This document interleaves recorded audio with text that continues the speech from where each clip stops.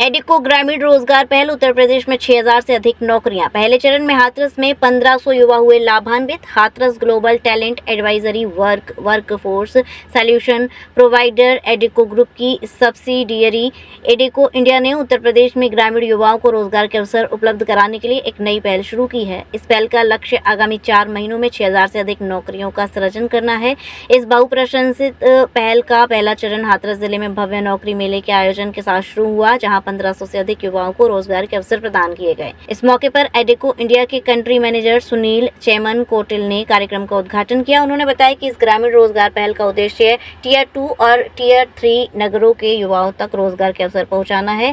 ये हमारे क्लाइंट्स के भरोसे को साबित करता है और उत्तर प्रदेश के युवाओं के लिए स्थायी एवं स्थानीय करियर अवसर प्रदान करने का महत्वपूर्ण कदम है। नौकरी मेले का उद्देश्य और लाभ आयोजित मेला विशेष रूप से ITI डिप्लोमा धारकों, 12वीं पास और ग्रेजुएट युवाओं को ध्यान में रखकर तैयार किया गया। ये फ्रेशर्स के साथ साथ अनुभवी उम्मीदवारों को भी नौकरियों के प्रदान किए गए। ये पहल न केवल युवाओं को स्थानीय स्तर तक रोजगार दिलाने में सहायक है, बल्कि माइग्रेशन से जुड़ी चुनौतियों को कम करने में भी मददगार साबित होगी। आज हम जो है इधर हाथरस में नौकरियां प्रोवाइड कर रहे हैं। हमारा ये जो प्रोजेक्ट है इसमें उत्तर प्रदेश में 6000 नौकरियां हैं और पहले चरण में 1500 नौकरी हाथरस ज़िले में प्रोवाइड करने की उम्मीद से हमने इधर ये प्रेस कॉन्फ्रेंस अरेंज किया है। जैसे कि मैंने बताया, एडिको दुनिया के अग्रणी HR सॉल्यूशन और टैलेंट एडवाइजरी कंपनी है। हम इंडिया में 22 साल से पहले से है इधर और हर साल 60 से 70 हज़ार लोगों को नौकरी देते हैं। पिछले साल हमने 60,000 नौकरियां प्रोवाइड की। इस साल उससे भी ज़्यादा नौकरियां प्रोवाइड करने की इच्छा रखते हैं और हमारा ये कोशिश रहती है कि इस बार की हमारी ये कोशिश है कि जो रूरल एम्प्लॉयमेंट है वहीं प्रोवाइड करें, क्योंकि जो नौकरी के तलाश में लोग शहर जाते हैं और शहर में जाके वो लोग अच्छे से नहीं रह पाते। नौकरी तो मिल जाती है, नौकरी के तलाश में जाते हैं, लेकिन फिर फैमिली के दूर रहना पड़ता है, अकेला रहना पड़ता है। तो हमारा ये कोशिश है कि अपने अपने घरों में रह के नौकरी करें और रूरल एम्प्लॉयमेंट उसके लिए बहुत महत्वपूर्ण है। जैसे भारत आगे बढ़ रहा है और उत्तर प्रदेश का भी विकास हो रहा है, लेकिन विकास तभी होता है जब युवकों को, युवतियों को नौकरी मिले। इसी उम्मीद से हम ये प्रोवाइड करें। आपकी कंपनी के थ्रू नौकरी पाने के लिए युवाओं को किस प्रोसेस से गुजरना होगा, किस तरीके से आपकी तरफ से वो अप्लाई कर सकते हैं? सबसे पहले तो ऐसे दीपेश जी ने बोला कि हम कोई भी कैंडिडेट से पैसा नहीं लेते। ये करना भी नहीं चाहिए, कैंडिडेट से कभी पैसा लेना नहीं चाहिए। सो हम लोग एम्प्लॉयमेंट अभी इस चरण में हम लोग फ्रेशर्स को भी हायर कर रहे हैं जो 12th पास हुआ है और ITI डिप्लोमा किया है, उनको हायर कर रहे हैं और सीनियर थोड़ा 1-2 साल एक्सपीरियंस है उनको भी लेते हैं। और सबसे बड़ी बात है कि जो हमारे कस्टमर्स हैं वो हमारे ऊपर विश्वास रख के हमको ये अपॉर्चुनिटी देते हैं। हम लोगों का जो कॉन्ट्रैक्ट रहता है वो हमारा कस्टमर के साथ रहता है, तो जितने लोग उनको चाहिए उतना हम प्रोवाइड करते हैं। अभी जो हमारा कुछ कंपनियां हैं, 4-5 कंपनियां हैं जो उत्तर प्रदेश में काफ़ी मात्रा में हायरिंग कर रही है और यहाँ पे काफ़ी अच्छे प्रोजेक्ट्स आए हुए हैं। इलेक्ट्रॉनिक्स इंडस्ट्री में है और मैन्युफैक्चरिंग में है और बैंकिंग सेक्टर में है, तो इसलिए हम ये हायरिंग कर रहे हैं। और जो प्रोसेस है हमारा प्रोसेस भी बहुत सिंपल है, बहुत कॉम्प्लिकेटेड नहीं है। हमारे जो रिक्रूटर्स है जो नौकरियां इंटरव्यू करते हैं वो इधर ही आके बैठे हुए हैं। अभी जैसे हम ये ज़िले में अभी इधर ही हमारा रिक्रूटर्स को लेके आए हैं और इधर ही बैठ के वहीं का वहीं उन लोग इंटरव्यू कर रहे हैं और अगर कोई क्लियर करता है जो बेसिक रिक्वायरमेंट्स है तो उनको वहीं का वहीं कमिटमेंट दे देते हैं और फिर हम लोग डॉक्यूमेंट करते हैं। ये बहुत इम्पोर्टेंट है क्योंकि हमारा जो भी प्रोसेस है वो बहुत ऑथेंटिकेटेड प्रोसेस रहता है।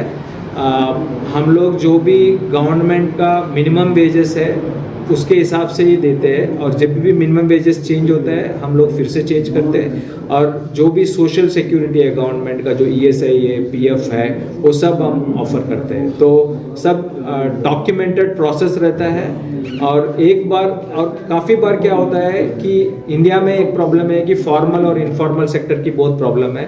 जो इनफॉर्मल सेक्टर है उसमें उनको PF, ESI, insurance, medical insurance वगैरह नहीं मिलता है, लेकिन जो फॉर्मल सेक्टर है जैसे कि हम प्रोवाइड करते हैं फॉर्मल सेक्टर, ये एक एंट्रेंस पॉइंट है फॉर्मल सेक्टर में।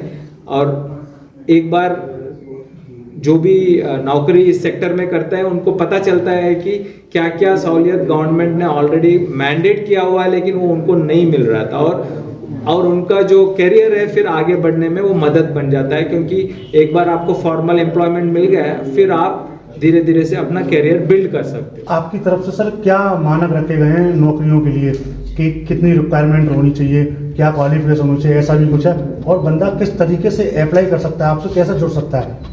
उसके लिए अप्लाई के लिए क्या प्रोसीजर है? अप्लाई करने के लिए QR कोड दिया गया है, उस QR कोड पे उसको स्कैन करना है, वो उनको एक साइट पे ले जाएगा जहाँ से वो अप्लाई कर सकते हैं। उसके लिए कोई पैसा नहीं है, आपको सिर्फ एक QR कोड को स्कैन करना है। और अगर आज आपका इंटरव्यू नहीं हो पाता है या आप बाई चांस उसको मिस कर देते हैं तो हमारी टीम आपसे पुनः कनेक्ट करेगी, और आपको फिर वो अगर आप चयनित कैंडिडेट रहेंगे तो आपको एक अवसर प्रदान किया जाएगा। रिक्वायरमेंट क्या रहती है? रिक्वायरमेंट जो है, मैंने जैसे सुनील जी ने बताया कि 12वीं कक्षा के पास किया है किसी ने, या किसी ने ITI किया है, फ्रेशर और एक्सपीरियंस दोनों तरह के हम हायर कर रहे हैं। तो और जैसे सुनील जी ने बताया कि ना सिर्फ हाथरस में बल्कि आसपास के क्षेत्रों में और उत्तर प्रदेश में हम ये पूरा कर रहे हैं। जैसे हमने सुनील जी ने बताया कि अभी हम हाथरस में कर रहे हैं, इसके बाद हम पूर्वी उत्तर प्रदेश में भी जा रहे हैं, वहाँ पे भी हम इसी तरीके से कैंडिडेट के पास जाके उनको चयन प्रक्रिया से गुजार के और एक अवसर प्रदान करेंगे फॉर्मल सेक्टर में एम्प्लॉयमेंट का। हाथरस में पहली बार ये आयोजित किया गया, इससे पहले ये पहली बार हमने आयोजित किया है, और हम ऐसे ही अलग अलग डिस्ट्रिक्ट्स में जाना चाहेंगे और वहाँ पे ये जॉब मेला करेंगे। अभी तक कितने इंटरव्यू हो चुके हैं? अभी इंटरव्यू की प्रक्रिया चालू है, और वो अभी मतलब ऐसे बोलेंगे तो मैं नहीं कह सकता, करीब 400 से 500 लोग आए हुए हैं। हमारी प्रयास है कि हम सबको इंटरव्यू कर रहे हैं। सर बहुत सारी कंपनियां 12th पास को पढ़ाई का कंसीडर करती नहीं है, लेकिन आप कर रहे हैं, तो कहाँ पर उनको अनस्किल्ड में कैटेगरी में रखा जाता है, क्योंकि वो स्किल्ड नहीं होते हैं, उनको अनस्किल्ड कैटेगरी में रखा जाता है। उनके लिए भी कई सारे अवसर हैं जो हम उनको प्रदान कर रहे हैं, ना सिर्फ उत्तर प्रदेश में बल्कि उत्तर प्रदेश के बाहर भी। अगर किसी को जाना है तो हम उत्तर प्रदेश के बाहर भी उनको, और उत्तर प्रदेश में भी, उत्तर प्रदेश के बाहर भी उनको उनकी योग्यता के अनुसार अवसर प्रदान करेंगे। आपकी माइग्रेशन की जो प्रॉब्लम को आप सॉल्व करना चाह रहे हैं, उसका आइडिया कहाँ से आया है? बहुत सारी कंपनियां इस मामले में सोचती भी नहीं है कि माइग्रेशन क्या है और कितनी बड़ी समस्या है। नहीं, इस समस्या को देखा तो हमारे CEO सुनील ने हमारे को निर्देशित किया कि ऐसे प्रयास किए जाए कि हम लोगों को उनके ही एरिया में, उनके ही जगह पे नौकरी के अवसर प्रदान करें। एक्चुअली वो क्या रहा था दीपेश जी, एक्चुअली वो क्या रहा था, एक जो भी नौकरी के तलाश में, पहली चीज़ तो नौकरी कहाँ है लोगों को पता नहीं रहती।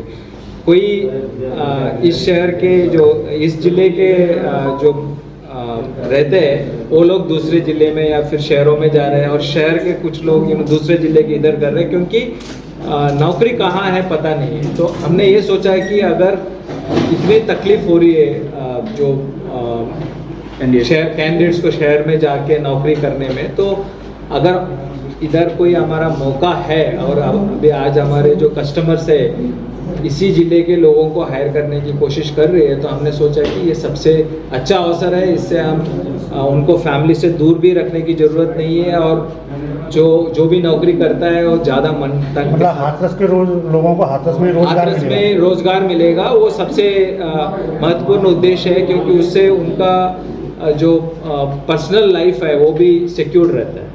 ब्रज चिकित्सा संस्थान मथुरा आपकी सेवा में सदैव तत्पर, जहां मौजूद है 24 घंटे इमरजेंसी सेवा, आधुनिक मशीनों द्वारा की जाने वाली फिजियोथेरेपी, साफ सुथरे ICU की सुविधा, और यहाँ मिलेंगे आपको मथुरा के सर्वश्रेष्ठ डॉक्टरों में शुमार जनरल एवं लेप्रोस्कोपिक सर्जन डॉक्टर सागर मित्तल एवं डॉक्टर भुवनेश शर्मा, हड्डी एवं जोड़ रोग विशेषज्ञ डॉक्टर सौरभ बंसल, प्रसूति एवं स्त्री रोग विशेषज्ञ डॉक्टर नम्रता सिंह, नाक कान एवं गला रोग विशेषज्ञ डॉक्टर अभिषेक जोशी, सामान्य रोग विशेषज्ञ डॉक्टर अंजलि चौधरी, नवजात एवं बाल रोग विशेषज्ञ डॉक्टर राघवेंद्र चौधरी, प्रसूति एवं स्त्री रोग तथा बांझपन विशेषज्ञ डॉक्टर एकता थदानी सिंह, दंत एवं मुख्य रोग विशेषज्ञ डॉक्टर शिल्पी मंगला, त्वचा एवं केश रोग विशेषज्ञ डॉक्टर CM मवार, होम्योपैथिक चिकित्सक यतेंद्र कुमार।